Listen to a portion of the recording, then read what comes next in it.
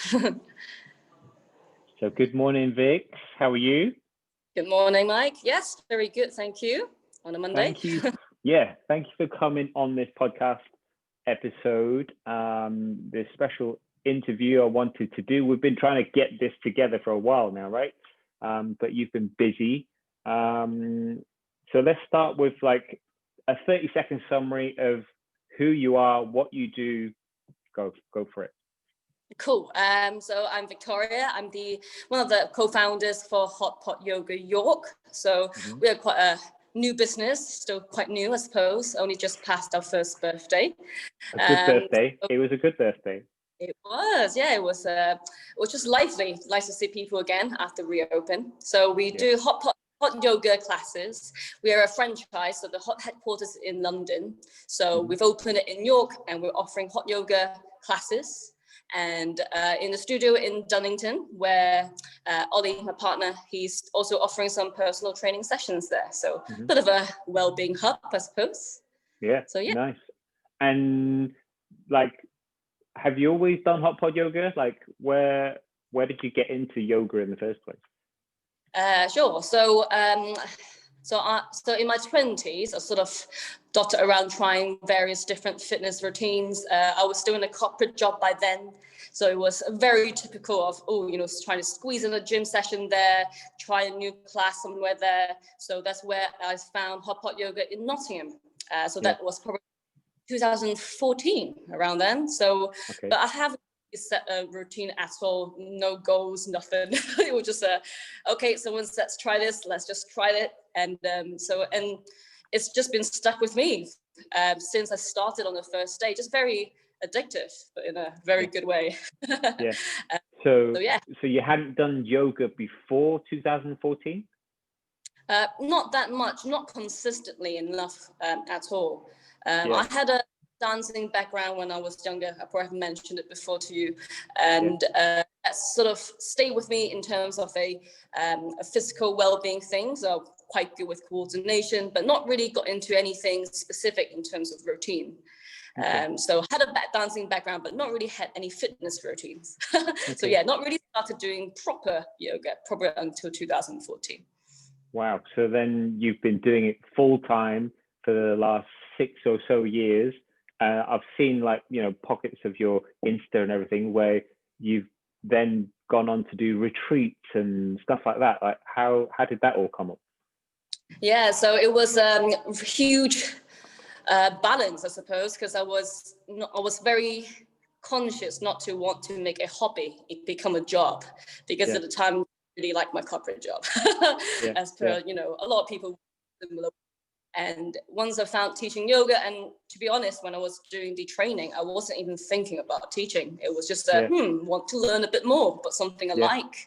And my friend, who's the owner, and she's encouraged me to start teaching, which is amazing, great opportunity. Met one of a few of my best friends in Nottingham there, and then just sort of thought, you know what, let's just try to make this a bit bigger, because didn't really have any heart in the corporate job I was in.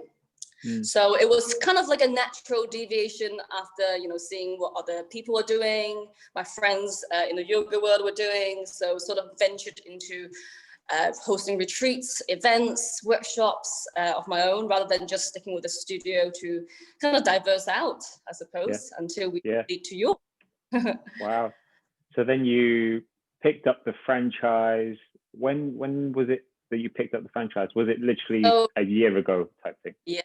So to be honest, it's actually quite a long journey. We actually established the franchise and did the training probably 2008. So probably a year before then. So haven't really. So we were still in Nottingham, trying to find property in York, trying to find somewhere to relocate to.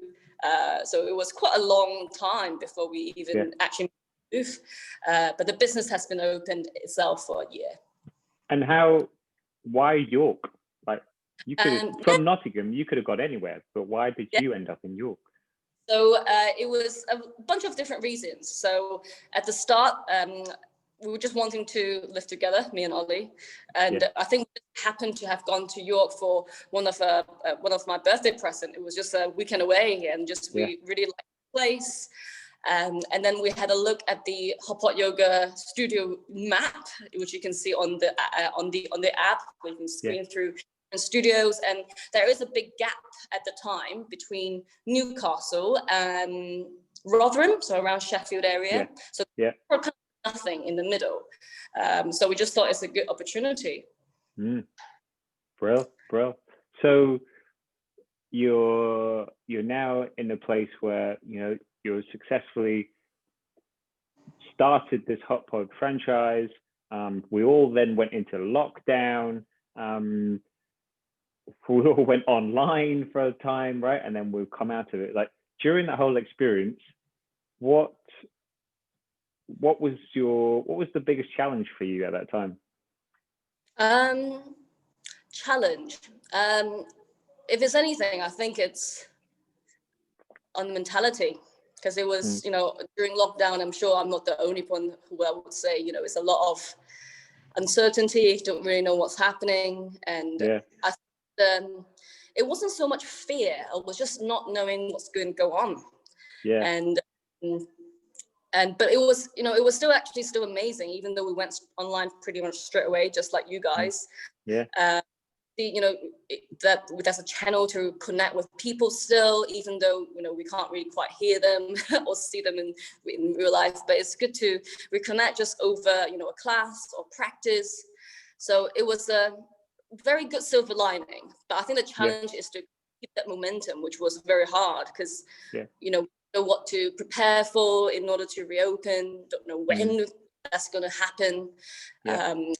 But it's still very positive, I think, in an overall sense. And I don't think I would have been able to do it as good as I had if it's not Ollie, next to me trying to encourage me, saying that it's okay. So, helping each other, right? Helping to keep pushing in the same direction. Yeah, absolutely. Yeah. So everyone, I think, just say that not, even though I run a business where it is to do with well-being, awareness of mental health, it doesn't mean that we don't suffer or go through those processes as well. It can be waves, which is why I want to bring that to people who come to class. People aren't perfect, you just need to come and try and get a bit better, isn't it? So it's funny you should say that. Like, it's one thing to have to be the leader, I guess. Like, you're the helm of a business, and people look to you to kind of help them out of their own confusion, frustration, lows, depression. Like, how low are we talking? Like, did you? For me, I got to a stage where I was like, oh my God, what is going on? Is this really happening in our lifetime? It was really scary at some point, I found. I think for me it was more like almost like a mood swing. Every day I would probably, I can definitely feel the effects now when I look back, how I was like time. Some days we'll wake up just having a great, like a roller coaster. One day is a morning, great to have a lie-in, not doing too much, not traveling too much, and then the end of the day is like, oh no, when is this ending? Real roller coaster of emotions. Everyone is going through that to some extent. We're very lucky we haven't, we're still very lucky. I still always count my blessing despite, feeling certain emotions. I think it's just emotions will come and go, as cliche as it could sound, but it's, things are permanent in that sense, where we can try to be a bit more proactive. I think it's important not to tell yourself that you're not doing enough, because I think that's easy. And we had an inside joke about lockdown where, you'd either do too much, do way too much fitness, and we probably did at some point, because there's nothing, or that you just did nothing and just went quite easily go down to a very unhealthy route when, emotions come up. So it's a real balance challenge for sure. Totally. Like, how, for yoga, specifically for yoga, how does it help, or how has it helped your own personal mental health?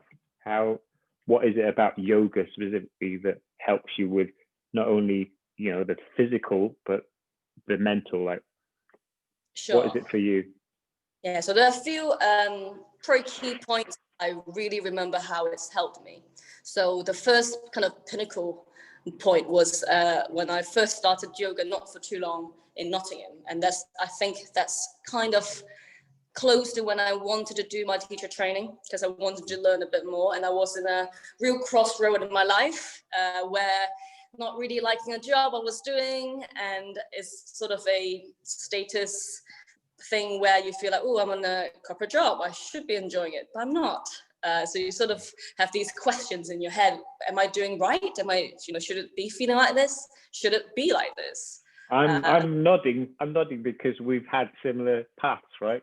I was in corporate as well, and I got to the point where it's like, this is a great job, and from the outside it's meant to be all singing and dancing, and why aren't you enjoying it? Why aren't you enjoying it? You know, you're lucky to have a job like that. Yeah, exactly. And I think it's and I still remember I always described that feeling, I don't know if you would agree or not, maybe you describe it in a different way, killing me softly. Desk and just kind of dreading to look at the emails. You know, even though we, could get by pretty good at a job that you were trained to do. And I guess it felt like you were fixed into a box because you've been told to fit in that box. So I think yoga in itself, it started as a hobby, just like how you probably have found from running. People, I still see it every day where people come up from class, not knowing why, but it's suddenly felt a lot better, like a burden lifted off just for 1 hour. And I think now that I can analyze it a bit more, I think it's just an hour of not facing your screen, for example, an hour not answering to any notifications, people asking to do things, and actually come back to do something that you like, and be kind of finding almost like a potential of you. It's not big. And I think, there's a term in yoga about, higher self, it's not nothing but religious, but it's saying, how to be you, but in a truer form. Doing something you like, something that you will feel alive in. So for me, yoga has helped me in that crossroads of not knowing what I want to do, but knowing that made me feel better. And I want to learn more about it. And it's translated into, especially during lockdown, where we hosted a lot more meditation sessions. It was for free. And I just thought like people just need to learn a little bit more, even if it's thinking, oh no, I'm feeling very chaotic. What are the tools in my toolbox that I can use? And meditation is definitely one. And that is linked hand to hand with yoga. No, I love that you mentioned the word toolbox, because that's how I coach people. It's like, right, Vix, your toolbox right now looks like this, okay?